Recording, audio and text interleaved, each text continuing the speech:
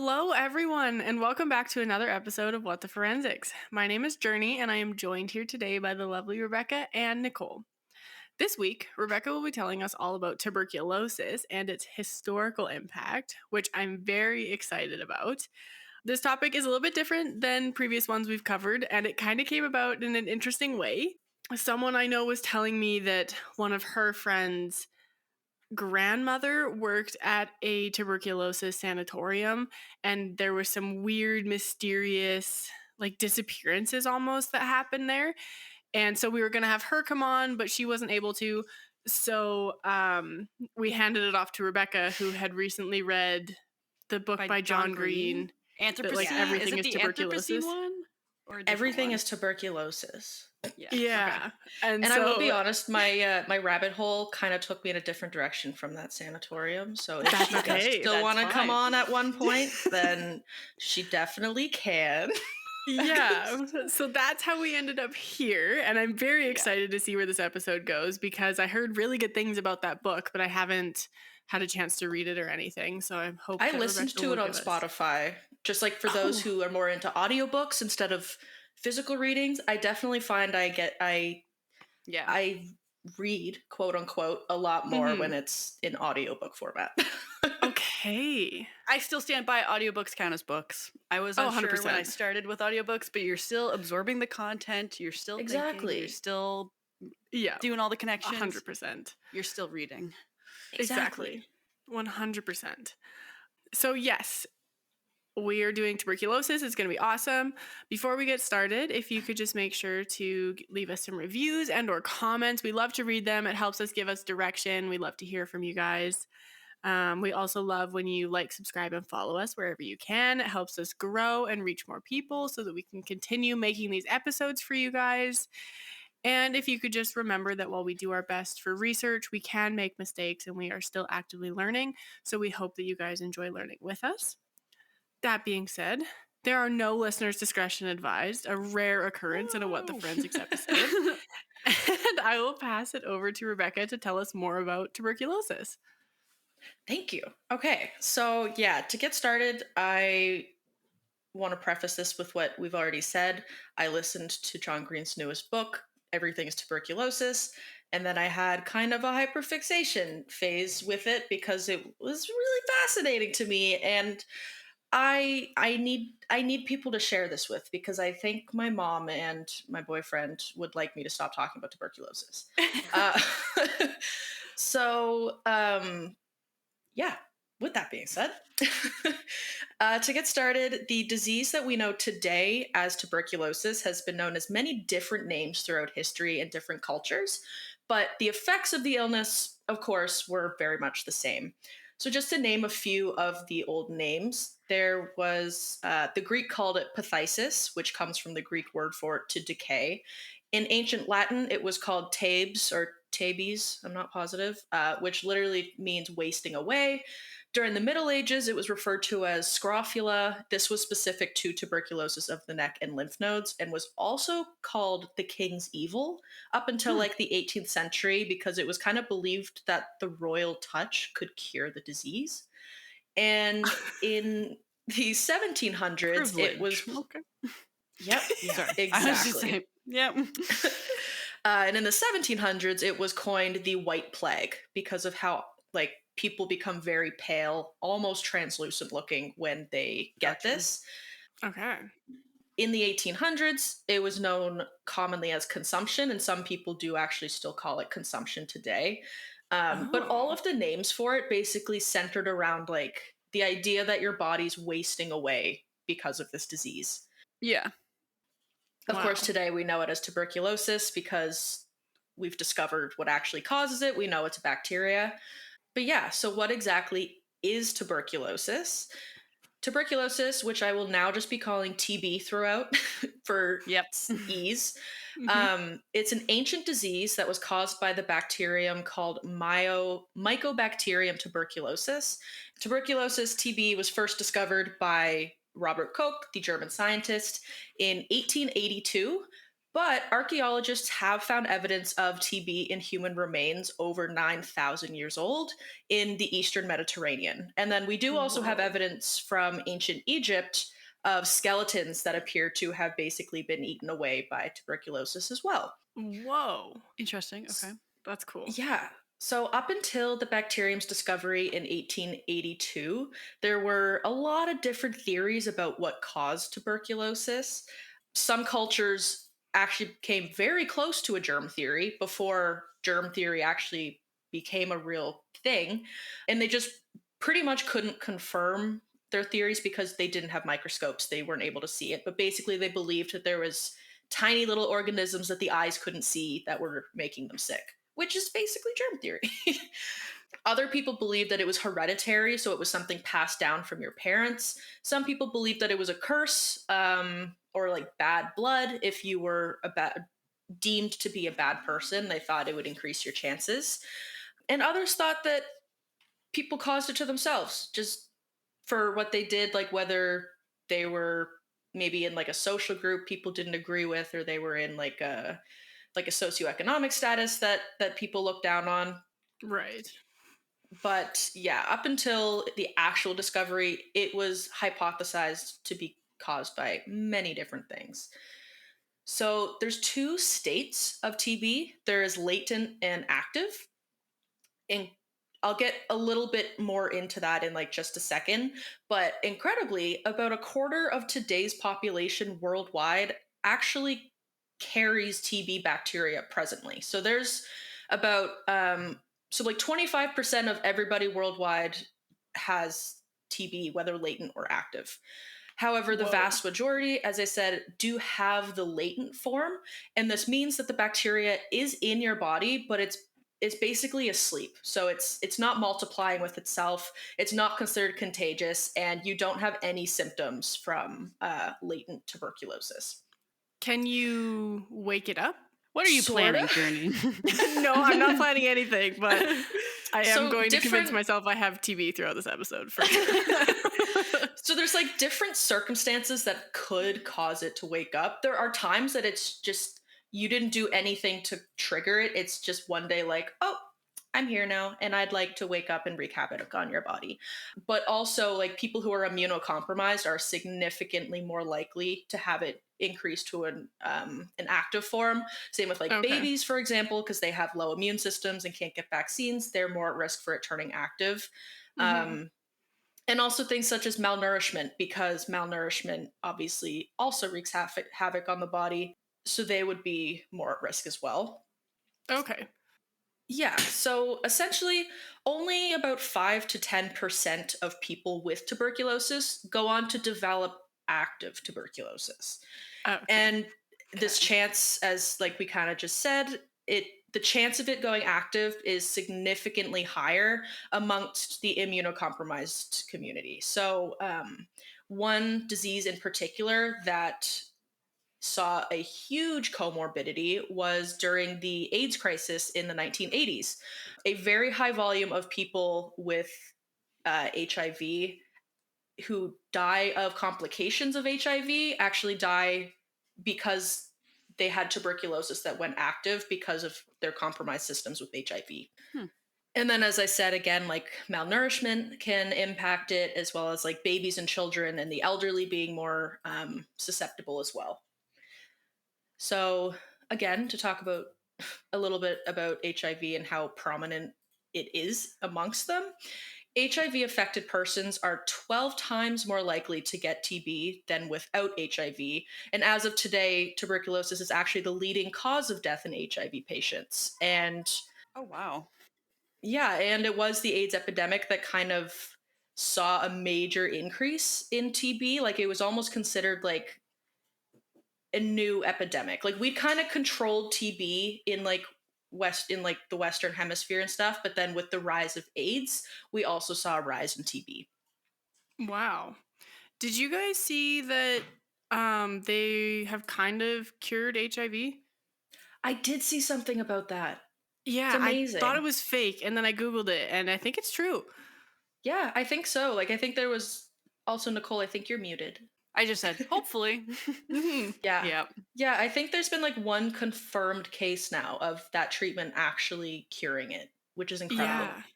Yeah, it's crazy. It's the same like CRISPR DNA altering technology that was used in Oh, the yeah. colon cancer research Hmm. that I had talked about Hmm. previously. It's Yeah, crazy. So CRISPR's doing exciting. crazy stuff right now. Mhm. So once TB becomes active, it primarily affects the lungs. It's called pulmonary TB, and I'd say it's considered like the most common form. However, it can impact many other parts of your body. There are many different forms of TB. So this includes infecting the brain, the spine, the kidneys, the bones, the lymph nodes. And in people infected with TB in their bones, to look at their skeleton, you will actually see like pits basically where TB is eating away at their bone structure. So, the symptoms that people get with active TB are, of course, dependent on where in the body is affected.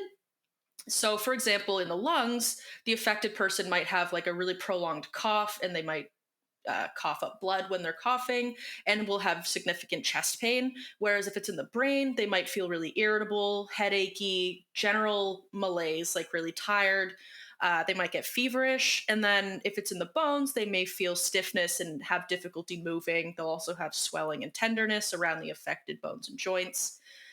And so, even though only about 5 to 10% of everyone with TB has the active form, as of today, like present day, it's considered the world's leading infectious killer and is among the top 10 causes of death worldwide. Wow. Oh my god. Super, super crazy. It's estimated that about 1 in 7 people throughout all of history died of TB. Why did Whoa. I think? Okay, I'm so uneducated on this. This is scary. Why did I think TB had been like eradicated? Same. The WHO and like the UN are working towards that, but as I'll get into a little bit, like pretty much now, and then like for the next little bit, like the spread of TB is very much like a societal issue more than it is Ah, like the fact that we lack the means to cure it. gotcha. Okay.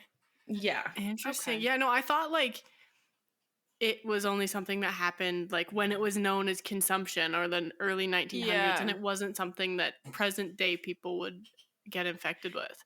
Maybe it's a Yeah, it was different disease I'm actually. thinking of, but I was under the same assumption that it was just Yeah, I know that the mm, measles was technically eradicated, but obviously now it's back. That's a good point. yep. Yeah. But yeah, no, it's a bad disease. I think during COVID-19, it was that was one of the first times it wasn't considered the most deadly infectious disease. Oh my gosh. That's Hmm. crazy when you put it like that. Yeah, like it's frightening. Yeah. So, in the 17th, 18th, and 19th centuries, TB was responsible for about 1 in 4 deaths in both Europe and the United States. And Wow. in 1901, about 180 per 100,000 people in Canada died of TB, with Indigenous populations, even to this day, still being significantly more likely to contract it. Yeah, that And makes that would sense. be because of, again, like societal things, like generally that there's higher levels of poverty amongst those communities. They have less access to like resources because our government hasn't given them adequate access to resources. Anyways, in present day, so 20, I guess present day last year, in 2024, an estimated 10.7 million people were ill with TB worldwide, and 1.23 million people died from it. And this is like active TB. That amount is active, or I is it believe just the in general? 10.7 million is everybody, so active Everybody. and Okay. latent, Okay. Yeah. but the deaths are all from active. Obviously. Yeah. Okay. Wow. Yeah, Wow. yeah. So, what really irks me about the fact, I actually, in my notes, I have what really pisses me off, but what really irks me about the fact that TB is still a primary cause of death worldwide is the fact that we have a vaccine and it was invented in 1921. over 100 years ago. Okay. Yeah. Okay. hmm So, unfortunately, one of the primary reasons that we've not eradicated it, despite it being the very first infectious disease that the World Health Organization declared as a global health emergency, that happened in 1991. One of the largest reasons is because of lack of access to treatment in developing countries and populations with like lower socioeconomic status or resources. Wow. Devastating that the fact that it's still a main cause of death is that people cannot access the treatments for it. I know. And like I'm not going into like specific case studies here, but John Green actually spent a lot of time with a TB patient in Africa who was like seeking treatment, and like it's like he's telling like this guy's story and just talking all about like the impacts, not just like actual like the impacts the illness had on him, but also like the societal impact it's had on him, because a lot of people are like a lot of people still see TB patients as like dirty or you did something to deserve this, and it's very much not the case. hmm But yeah, like if you want to hear like firsthand experience of that like in present day, again, highly recommend the book. I'm going to be saying that throughout this whole thing. um, but one of the big reasons that developing countries still face higher rates of TB than other parts of the world are because people are still kind of being forced to live in conditions that TB thrives in. So this would be poverty, overcrowded living and workplaces, limited access to healthcare. Many regions in developing countries have weak or even non existing healthcare systems, which makes people need to travel further and further distances to access care, which they may not even be able to fiscally do so.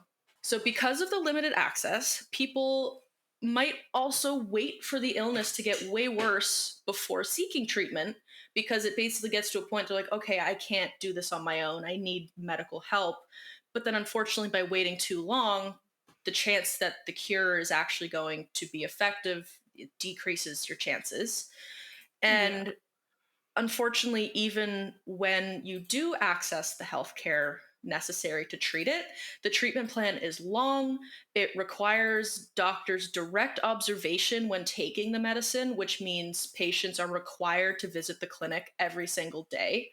And even with access to healthcare, treatments can be very expensive, and there's many clinics and hospitals in developing countries that are underfunded or under-resourced, and many of which still rely on funding for their healthcare from other countries and non-government organizations to aid in funding their hospitals. So they're kind of at the mercy of how much other countries are willing to provide them, which is quite sad.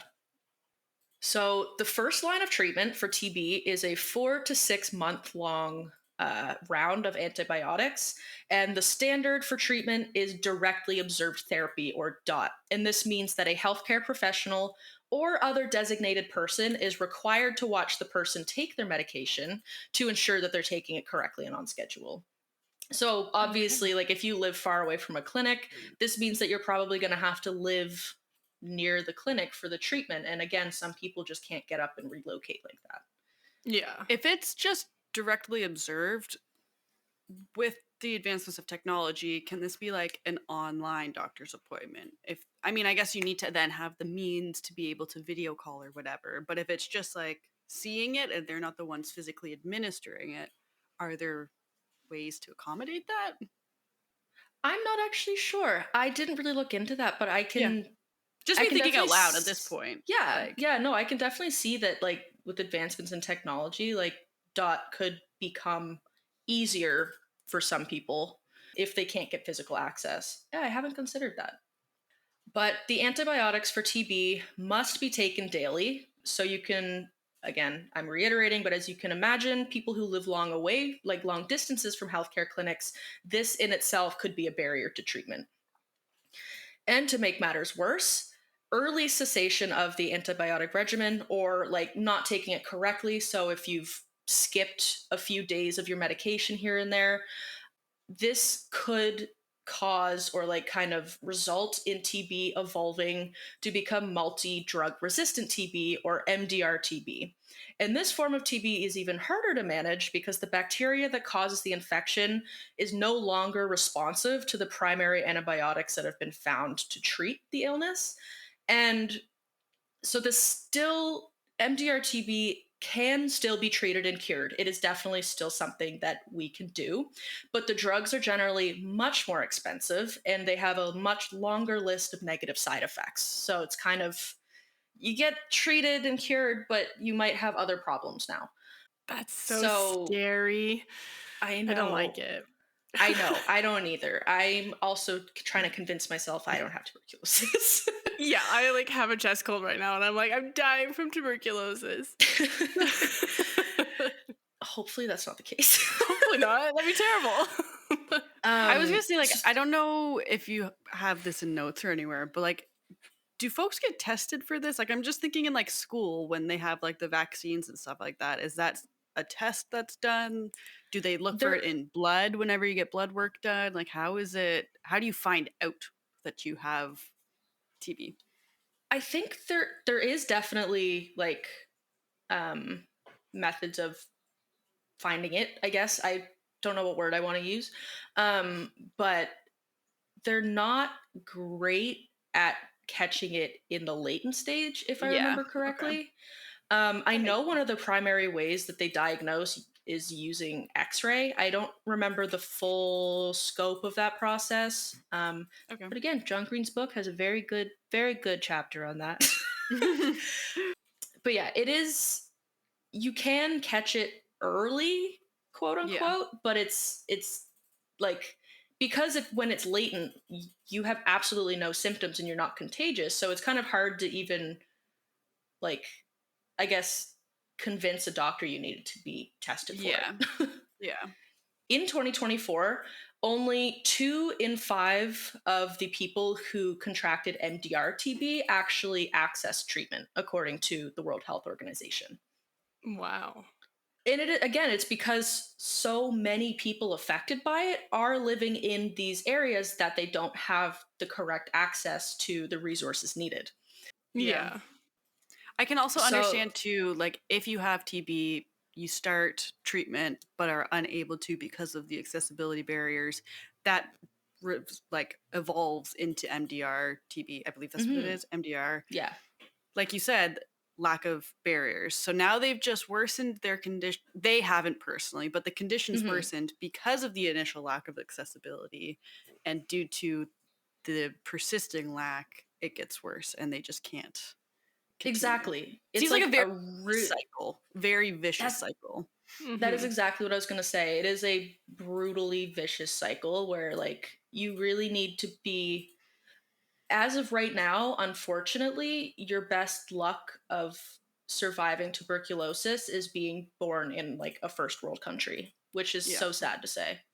Wow. yeah, So in 2023, the UN held its second high level meeting on the fight against tuberculosis. And this meeting had the theme of, quote unquote, advancing science, finance, and innovation by ensuring equitable access to prevention, testing, treatment, and care. This meeting resulted in a formal political declaration adopted by the UN, which set out major commitments to accelerate global efforts against TB. And this included, they set a goal, which I hope we can achieve, but based on the other goals set out by countries that don't get hit, I'm not terribly confident. They have included a goal of having at least 90% of people with or at risk of TB being able to access prevention, diagnosis, treatment, and care, among other things that would aid in the fight. I believe by 2027, I didn't write down the year, but I believe it was by like 2027 they wanted to reach that goal. Wow. Yeah, we're that not seems there like yet. Yeah. ambitious.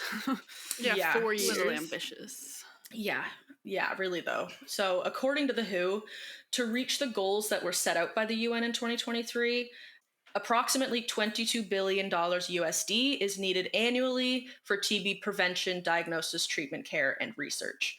So, honestly, like, a lot of countries make significantly more than that per year. I like the United States alone could fund that Hmm. like 10, 20 times over, and we would effectively like eradicate TB. But no, because people are selfish and don't want to spend their money helping others. So the treatment for MDR obviously is a bit trickier, and it's the progression of TB to MDR-TB itself, which could be greatly reduced if developing countries were given these proper resources and tools needed to address the initial illness. So that's like what Nicole said. It's a vicious cycle. Like, if they don't have access to the full healthcare routine to cure TB, they might get MDR TB, which is even more expensive to treat and then needs even more funding. And it's just a whole thing. So even though there is work being done right now to reach the goals set out by the UN, it's clear that there's obviously still a lot of work to be done. So as I mentioned earlier, an estimated 10.7 million people were ill with TB worldwide, and 1.23 million died from it in 2024.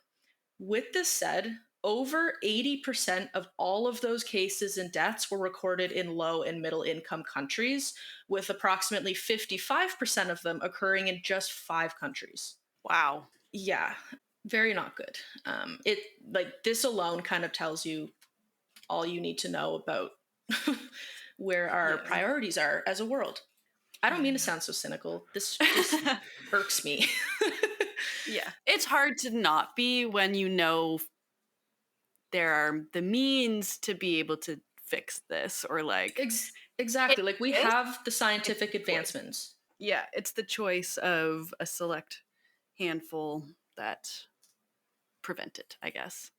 Exactly. So, related to that, actually, John Green wrote something in his book that was kind of part of the reason I got so hyper fixated on this topic, because I just thought it was like a really fascinating kind of way of looking at it. And it's that because this illness is so much more than just one of health.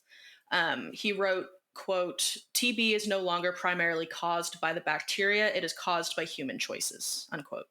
Everything has a choice, and some Yep. choices are not right. Exactly. So Is he donating like royalties from his book towards TB research? I think so. I actually didn't really look into that, but I really can't see him not doing that. Yeah, I agree. I would say the brothers donate a lot of their money to different resources, so Mm-hmm. I can't imagine him doing all of this research and advocacy to not contribute Yeah. back. Yeah, No, I I just agree. briefly looked it up, and he actively donates to the fight against tuberculosis. He donates $1 million every year to Oh my public-private gosh. partnerships focused on it. So he's Yeah. helping. He's trying to. Yeah. He wants this to end. That's good. Yeah. So that's TB in the present day, but before vaccines and modern treatment and all that jazz, what was there? It was widely believed throughout the 1800s that the cure to TB was high altitude air, or just like clean, fresh air, basically, and sunshine. Hmm. Just sunshine and good air. Honestly, whenever I'm sick, that's what my mom and dad tell me to do. Go get some fresh air Right? and sunshine. Yeah. Yeah, exactly. We're just like little plants. We need a little pick me up from the sun. Yes, exactly. So the 1800s, of course, this was kind of like the rise of the Industrial Revolution. So naturally, TB cases soared because people were rapidly moving into urban areas. They were living in tighter spaces. They were working in overcrowded, low ventilated factories. And obviously, all of this aided in the spread of TB because it is an airborne disease. Similar to COVID, you're talking at someone, you have the particles going at them, they might get it too. But I will note it's significantly slower in transmission than like a lot of other common airborne diseases. I don't have the I'm not specific figures for it right now, but I'm not sure if you mentioned this and I missed it, but like is there like an incubation period, or can you just spread TB at any point in time if you have TB throughout your life? so you can only give it to someone if you have active TB. Mhm. And typically the like detectable infection occurs anywhere between 2 to 10 weeks. So you could be roaming around with like infecting people for like between 2 and 10 weeks before you actually start getting symptoms. You even know you have TB. Wow. Yeah, Wow. exactly. So Actually, now I'm seeing something on Healthline that says the incubation period can last up to 2 years. So I'm not sure. But either way, it is a very slow growing. Yeah. Like it takes a long time to multiply, but it Mhm. once it does, like it's bad. Yeah. Yeah. Yeah, so as I had mentioned, obviously, like moving into these urban areas, people are naturally in much tighter spaces, like poorer living conditions. So that was a great place for TB to rapidly spread from person to person because of the overcrowding. But people didn't know this at the time. They didn't know that the overcrowding was the cause of it because of obviously like transmission being easier. So many of them believed that it was the cause of foul air because people in lower densely populated cities or like living up in like the woods or the mountains or whatever, they weren't contracting it as fast. And so therefore, the thought basically was that if they move the diseased people to low populated rural kind of clean areas where they have clean fresh air still, they're not breathing in like soot, then they could manage and cure the illness. And it was because of this belief that the very first sanatorium that was built specifically for TB patients was opened in 1854 in Germany. It was founded by a doctor named Hermann Bremer, and he believed that TB could be cured with a regimen of fresh air, exercise, and good nutrition. That's all you need. And so he thought that opening somewhere that focuses specifically on this regimen would help people prioritize getting better and thus kind of like decrease the number of deaths. This practice made its way to the United States in 1884 when Dr. Edward Trudeau founded the first American sanatorium in Saranac Lake, New York, and he called it the Adirondack Cottage Sanatorium because it was in the Adirondack Mountains. I always thought with like TB sanatoriums, I always get it mixed up with like leper islands or whatever, like I leper know. colonies. That's always what Yeah, I and think like of. I think there was a little bit of overlap. Like I think part of the idea was like if we separate them, like we did with the leper colonies, then Mm-hmm. also less people will get sick. Yeah. Isolation was definitely a big reason for those. And then just to briefly mention, because I know I was supposed to talk more about the sanatorium and I got distracted in my research. That's okay. Um, I think this was one of the first sanitariums for tuberculosis in Canada. It was built in 1907. It was called the Tranquil Sanatorium. Before this, it was a ranch, but the BC government bought the land from like the private ranch owners and basically said like they needed somewhere because Canada obviously was also being impacted by the epidemic. So they found this area. It's really clean. We should do something with that. Mm-hmm. And yeah, as Journey had mentioned, apparently today it's considered very haunted. So I'm intrigued, and now I'm going to fall down a new rabbit hole of the Tranquil Sanitarium. But Yeah. I think the whole like exciting part of that was this lady's grandmother who worked there received a phone call in the middle of the night. And then the next day, the sanatorium was like empty. And like people just kind of like disappeared. And no oh, one really knows what happened. that is really weird. Yeah. And so like I tried Googling it. I don't remember what I found. I don't think there was much on it because like they just disappeared. Like there's not much to Yeah. research about that. I wish that they would have been able to come on and tell us a little bit more about it. But yeah, it was just Yeah. crazy that they just disappeared and it's been abandoned like ever since, I think. Yeah, Did they that just is really weird. move the people? Like, do we know what the call entailed? Was it a hey, you don't have a job tomorrow sort of thing? I am not sure. I really Okay. don't know. And I'm mixing it up with something else in my brain, so I'm really not sure. Yeah, well, that's fair. Yeah. Yeah, no, that's spooky though. Now I am gonna look more into that. Yeah. So I don't know. Like, I don't think there was enough there to make a whole episode out of, but it was a really Yeah. Yeah. spooky little story. Yeah. That's cool. Mm-hmm. Yeah, so sanatoriums. At these TB sanatoriums, patients often spent years living there. Like this wasn't like a come and go in 3 to 6 months sort of thing. Of course, some like the more affluent people did that because they had the means to.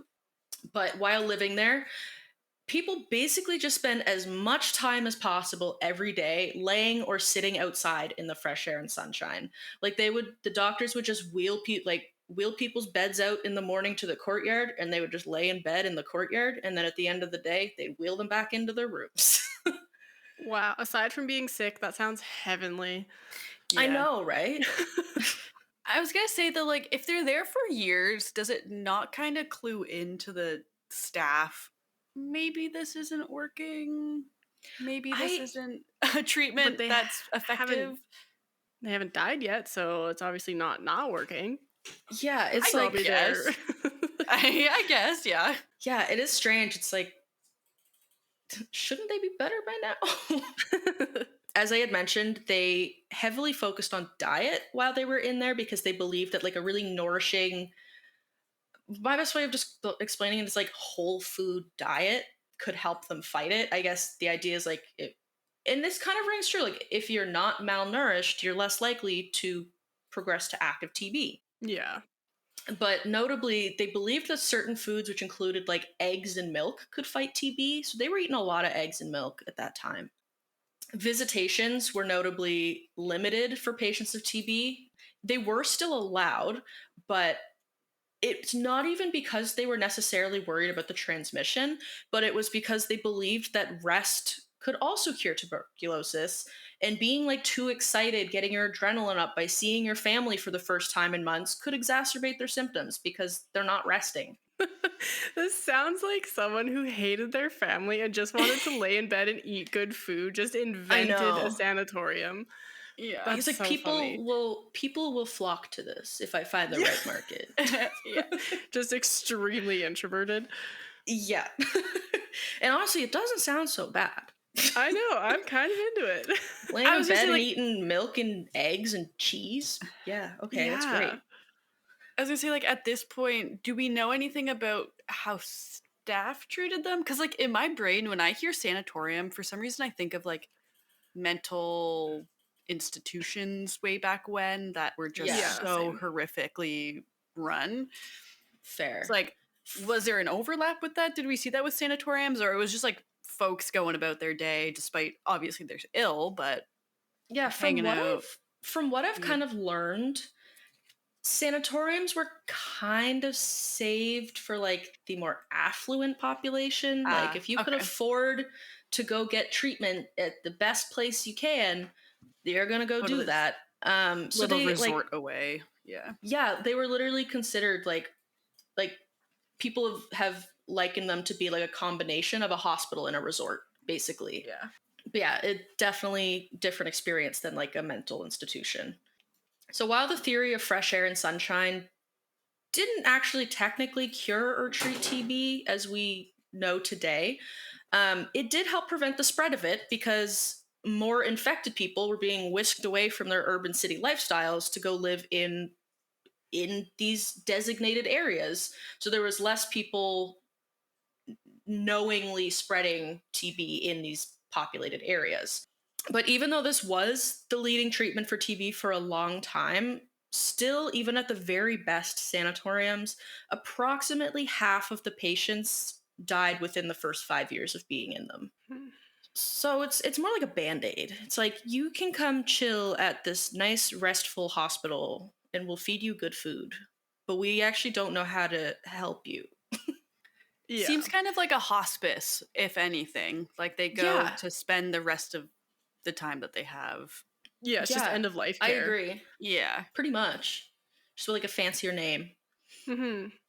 Obviously, TB has had a lot of like impact, like even today, but it also had a lot of kind of a hand in a lot of inventions and like even styles and things that we do today that are still popular, and they were popularized because of tuberculosis. One such invention was the Adirondack chair.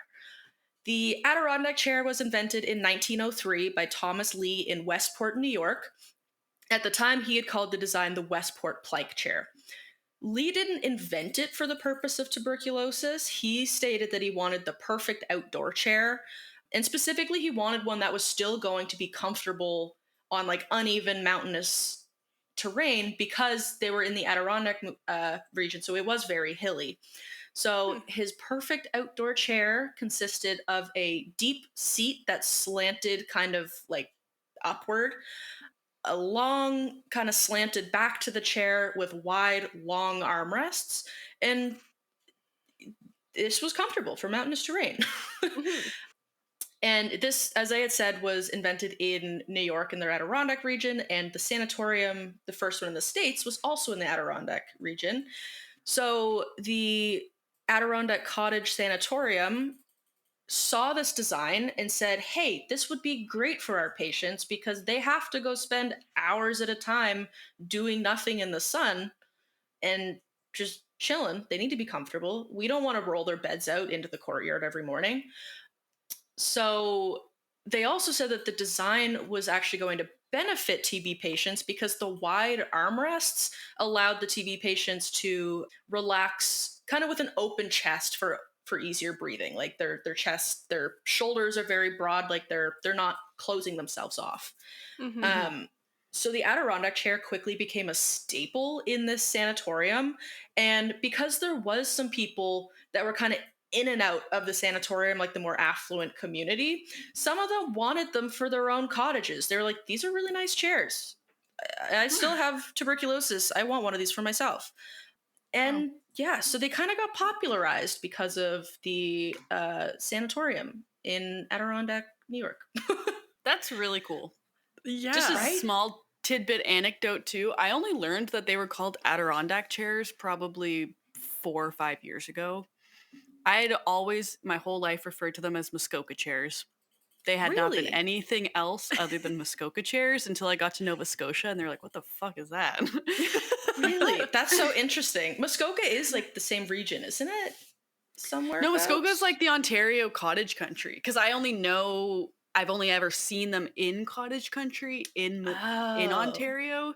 yeah. And everyone just referred to them as Muskoka chairs. So it wasn't That's until I so got to Nova fair. Scotia and I saw like a sign of Adirondack chair. I was like, that can't be right.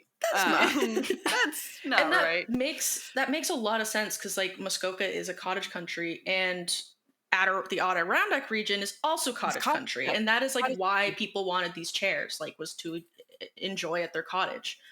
Yeah. Crazy. Cool. Yeah, that's so interesting. I'm going to tell every single person I know with an I know. Adirondack chair this I, fact. I have was gonna say more fun first facts. thing- okay.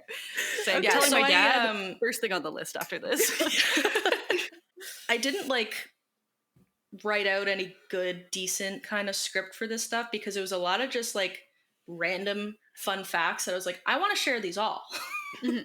So, just some other things that tuberculosis influenced and or created. Pasadena, California is today a bustling American city, which is home to Caltech, like the California Institute for Technology. It's the original home of the cheeseburger, and once was home to Albert Einstein for a while. But Oh. Pasadena, California was actually founded as a tuberculosis colony in the late 1800s because it wasn't populated, it had clean fresh air and a lot of sunshine. Wow. Really? So Yeah. did they just send a whole bunch of folks with TB to this Yeah, space? like They founded it basically as some person with a lot of money and probably had family members or themselves had tuberculosis was like, I'm going to build a really nice facility up there. And then a just bunch of people expanded. went, and then their families probably went to stay close to their Yeah. families who were in the sanatorium, and that's why we have Pasadena, California. That's so cool. Crazy. Mhm. Another thing influenced by it is the cowboy hat. The cowboy hat is called, like, also known as a Stetson hat. It was designed by John B. Stetson. John B. Stetson had tuberculosis and he moved out west of the United States in the 1860s for the same reason a lot of people did, because there was fresh air and sunshine. But he wasn't used to all this sunshine, so he didn't like the sun in his eyes, so he designed this hat to protect himself from the sun when he actually got out there. And now we know it as a cowboy hat. Wow. That is crazy. So I would love to know the rabbit hole of how it started as like a hat for himself and evolved into what we know it now as a cowboy hat. Like where did that Right? diverge, you know? Yeah, like Was he why also why a do we cowboy? associate them with cowboys? Yeah. Maybe. I Did think I he didn't look a also lot ride into him. horses? No, this is just I have so many questions. This is so neat. I know. Because my previous understanding before this was that the cowboy hat was kind of made to keep the sun off them. That makes sense. I didn't realize it was because of tuberculosis. So I think that's maybe where it changed, where they're like, oh, look at this hat that's This so hat, yeah. useful. And Yeah, like sorry, he's such a big name, like in cowboy hats, that I would be shocked if he wasn't a cowboy. Yeah. Fair. But he invented it because he had tuberculosis, went out west and was like, oh no, it's too sunny, even though that's why I moved here. And then he invented a hat to protect himself from the sun. Crazy. Very stylish hat. I know. Another thing sort of triggered by TB, it's similar to the Stetson. It's like, because they had TB, they did this. World War One. The men who assassinated Archduke Franz Ferdinand, who was that event, the assassination of the Archduke, was that is what sparked the First World War. It's the catalyst. Yeah. The people who assassinated him were actively dying of TB. Like, they were deep in the trenches of active TB. And so, knowing their lives were going to be short anyways, they were just like, yeah, I'll die for my cause. That's fine. Wow. Yeah, so there's that. And I know I'm everywhere right now because I didn't know how to fit these things in a normal order. So I'm just throwing facts at you. That's okay. I love it. Sorry, I just Googled John B. Stetson. He wasn't a cowboy. Yeah. He was just a hat maker. And then I believe he targeted his hat towards cowboys. I guess when he knows that it's preventative or protects you from the sun, he's like, I know a demographic that may benefit from this. Yeah. And then he's like, cowboys, that would be handy. That's cool. I think. So that's what we'll go with. Yeah. Sure.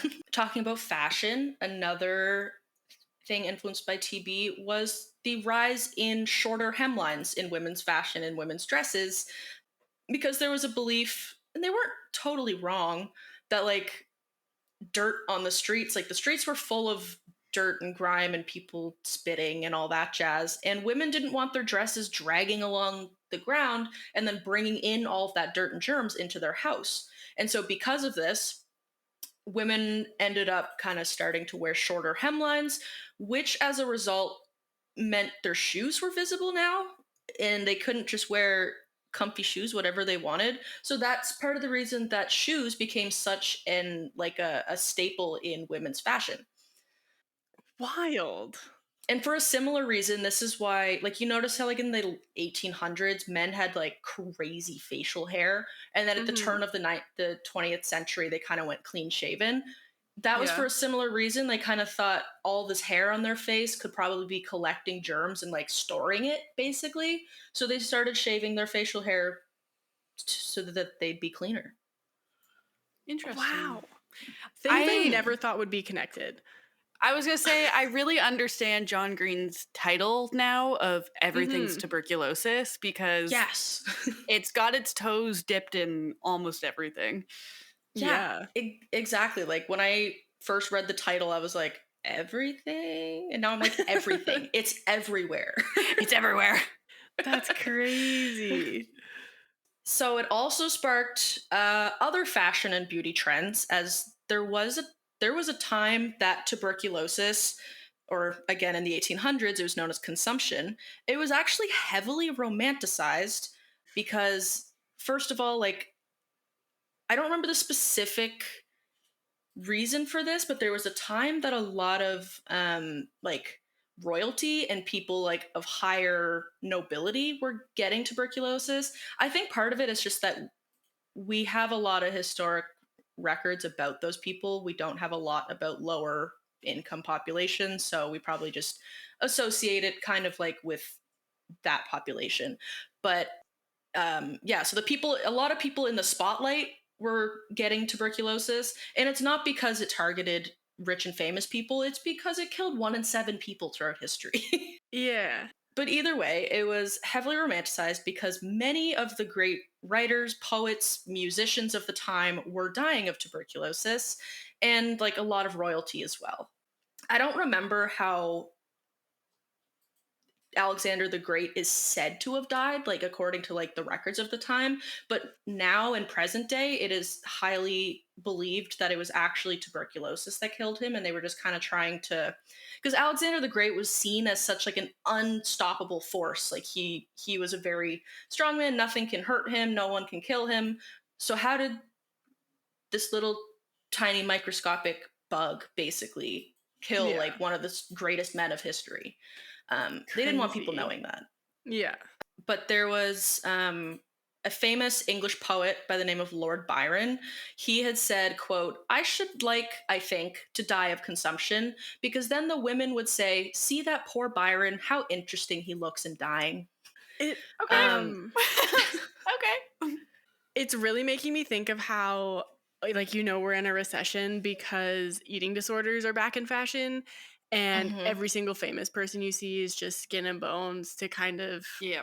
I don't know if this is a conspiracy theory or not, but I fully believe it, to kind of promote the idea of like, you don't need to eat. Being skinny is fit. So like, it doesn't matter that you can't afford food because you don't want to eat anyways because Mhm. skinny is in versus It's all intertwined. Yeah, I've seen a lot Yeah. about that too, and how a lot of that.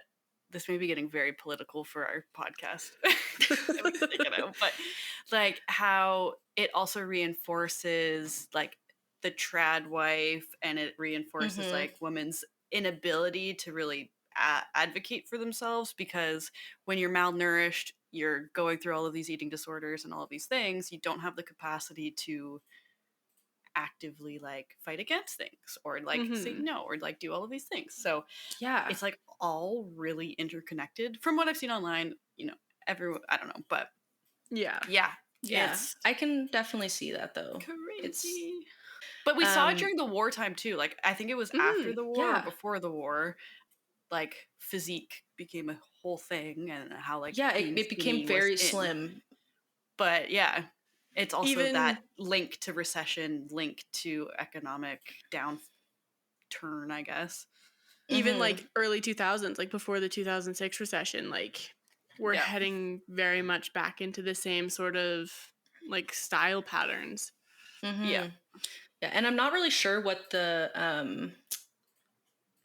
economy was like in the 1800s.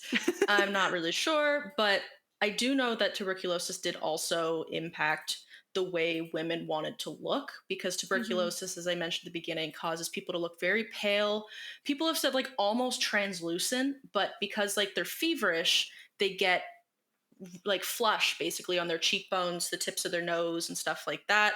And they get very skinny, they get very beady eyes. So women started. I'm pretty sure corsets were a thing long before tuberculosis, but Mhm. corsets basically came back into fashion, and they were tying them tighter than ever because they were going for that very thin, almost fragile look. Women started wearing their makeup much more pale again, like the almost white kind of foundation with like the emphasis on blush on like the cheeks and the nose. A lot of that Right. was because women with tuberculosis were seen as beautiful and so like fragile and heavily romanticized. Mhm. um a couple things, not things, a couple people that I wanted to note that like died of TB, because a lot of people died of TB. Like Frederick Chopin, the composer, died of it. Edgar Allan Poe and Edgar Allan Poe's mother both died of TB, and Oh actually, wow.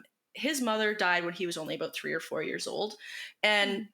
it's widely believed that the way that he describes women in his work, like in his poems and his stories, was kind of based on how he remembered his mother looking, which was very gaunt, very beady eyes, and even to this day, I think of like Tim Burton's characters. Like Tim Burton's characters are Mhm. kind of based on Edgar Allan Poe stuff, which in turn was influenced by tuberculosis patients. Yeah. Oh my god, that's crazy. Wow. There was also Emily Dickinson, George Orwell, F. Scott Fitzgerald, two of the US's presidents, both James Monroe and Andrew Jackson, possibly Alexander the Great, Eleanor Roosevelt. There was a lot. Like Wow. we could keep going with that, but I'll just leave it at that for now. There was also someone somewhat recently, but I can't remember who. But yeah, that's I've been rambling for a bit of time now, because it's I didn't know how to format it anymore. I just had so much I needed to info dump on you. Um, so I hope you guys learned some stuff. If you want to learn more about like how history was shaped by tuberculosis, and it obviously like John Green wrote an entire book solely about this topic. So it's much more in depth than I can do in an hour. Um, so if you have like enjoyed learning these things, I so highly recommend Everything is Tuberculosis. It was so fascinating. And of Yeah. note too, it's a nonfiction book. Like John Green writes a Yes. lot of fiction, but this is not anywhere close to fiction.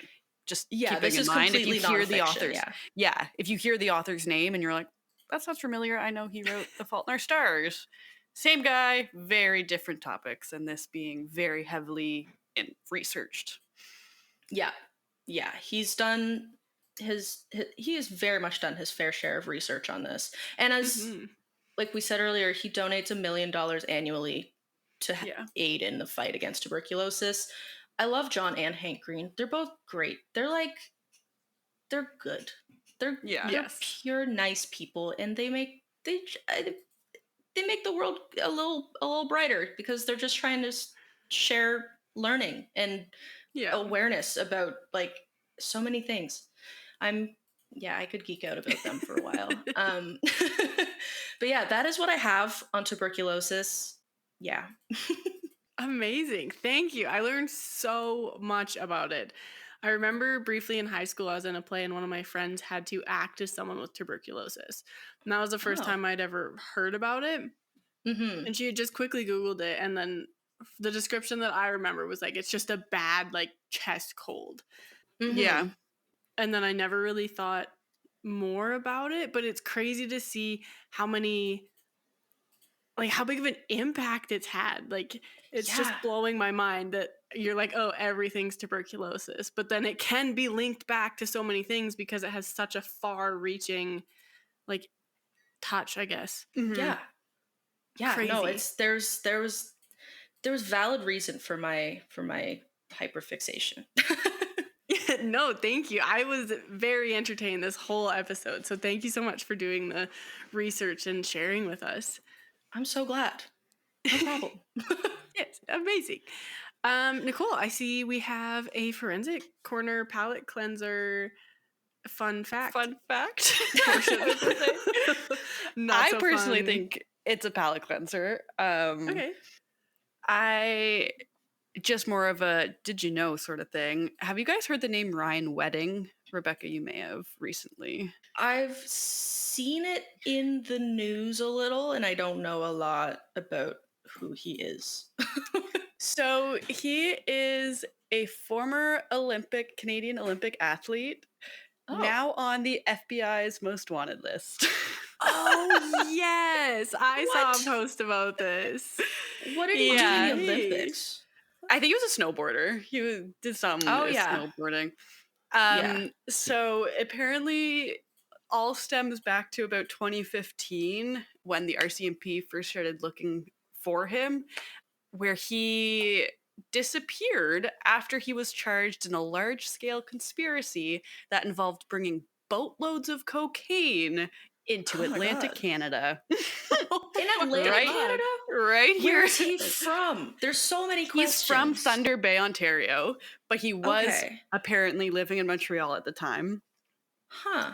Started with bringing cocaine into the Atlantic Canada. He disappeared, fled. And so he now, according to, who is this? The Treasury, US Department of Treasury, he is in theory one of the most notorious criminals in traffickers still evading police. So Wow. it's believed and alleged that he's responsible for trafficking multi-ton quantities of cocaine through Colombia and Mexico for distribution in the US and Canada. And so Holy he is shit. kind of the ringleader of criminal organization that uses cryptocurrency to move and launder proceeds of drug trafficking and whatnot. So there's like a whole bunch of people in his network. He's believed to be behind a whole bunch of murders. Like, I'm pretty sure one of the key witnesses in one of his past trials was just murdered prior to the trial. Oh my gosh. And so he's said to That's be behind crazy. that. And they Wow. just, one of his cars? Yeah, multi-million-dollar supercar linked to him was seized by the FBI recently. And he's up for a $15 million USD reward as of right now. They bumped it up from 10 million. And he had for any car person out there, it's a 2002 Mercedes CLK GTR, which is valued at about $13 million, and it's one of 6 ever made. And the FBI God. seized it. my. That's nuts. That is crazy. Yep. So I see Whoa. that one of his aliases is El Jefe, which means the boss. So he's yeah, oh. yep. And he's said to be, according to FBI and the National Treasury, whatever, like kind of today's Pablo Escobar equivalent. Wow. That's crazy. Honestly had never heard of his name prior Yeah. to news coming out about him. And it was No, me just this either. past, like, on November, what was the date? November 19th, 2025, the U.S. Department of the Treasury posted a press release saying that Treasury sanctions former Canadian Olympian and notorious narco trafficker Ryan Wedding. Oh my god. That's crazy. Like I've been seeing his name floating around. I'm like, and I see that he's like a Canadian Olympian and he's in the news for something crime related. Didn't Yeah. realize it was that intense. Yeah, you don't want to get on his bad Wow. side. So if you're listening No. to this, please don't come after us. I don't think he would be, but On just a name that's floating around right now. that's That's wild. crazy. On his page on the Olympics.com, his biography says in 2006, Ryan Wedding was named in a search warrant on a Maple Ridge, British Columbia, that was investigated for growing large quantities of marijuana, but he was never charged. However, in May 2010, he was convicted of attempting to buy cocaine from a U.S. government agent in 2008 and was sentenced to 4 years in prison. Nothing about his like Olympic Games. Apparently, he went to the Salt Lake City 2002 one. Damn. They're like, your Olympic achievements are not important anymore. Yep. Oh, he came Because, in like, 24th. Yeah. Oh yeah, okay, that's So it fair. wasn't even He said, good. yeah, he said And 'cause snowboarding's not working out. Yeah. Well, I had kind of questioned too, because it's come up at work and conversations and whatnot. And I kind of questioned, like, what is that pipeline from Olympic athlete to narco trafficker? And one of my coworkers was like, the snowboarding scene is kind of big into the drugs. And I was like, okay, you know what? I can kind of see the pipeline now. So Yeah. Yeah. Sounds about right. Crazy. Oh man. Oh my So gosh. yeah, just a little fun fact for you, up to date. Wow. Well, thank you for News. sharing. Yeah, no problem. Because I had seen a post about that a little while ago, and I was just kind of like, yeah, of course. And then didn't even think anything about it. Crazy. Thank you. Thank you both for this amazing episode. It has been awesome. Oh, this is our last episode of 2025. Oh my gosh. Have a Crazy. safe Fun. New Year, everyone. Don't drink and drive. If you must drink, get someone else to drive you home. Or a taxi. There's so many ways. Yeah. Be safe. And our next topic, the first topic of 2026, can you believe it? Oh my gosh. It's crazy. It's going to be the Idaho 4. Ooh. Which is kind of like recent-ish news, I believe. Yeah. I don't That was know like much about it. Brian- I've seen a lot of in the news. Yeah. What were you going to Yeah, say? I'm Rebecca? excited for that one. I was gonna say, isn't that like Brian Koberger? Is that the Something Idaho like that, 4? yeah. Okay, cool. Or something, something like that. We'll figure it out. We will know more when the episode comes out, I promise. But yes, okay. Have a safe and happy new year. We can't wait to see you in 2026. We're recording this ahead of time. Feels weird to say at the end of November. Yep. And if you want to stay up to date on us and see what we're up to in 2026, you can find us on Instagram, YouTube, Facebook, and TikTok at What the Forensics. Our website is whattheforensics.ca. It's kind of your one-stop shop for everything forensics. Our email is whattheforensics@gmail.com if you have any questions, comments, or concerns, or would like to wish us a happy new year. That being said, this has been another episode of What the Forensics. We hope you learned something new, and we're excited to see you next time. Bye! Just a reminder to everyone that we are not professionals in the forensic science field. We are just interested in forensics and want to share what we are learning with our listeners. We're trying to give you the most accurate information, but we are human and can make mistakes. Thank you so much for listening, and we hope to see you next week.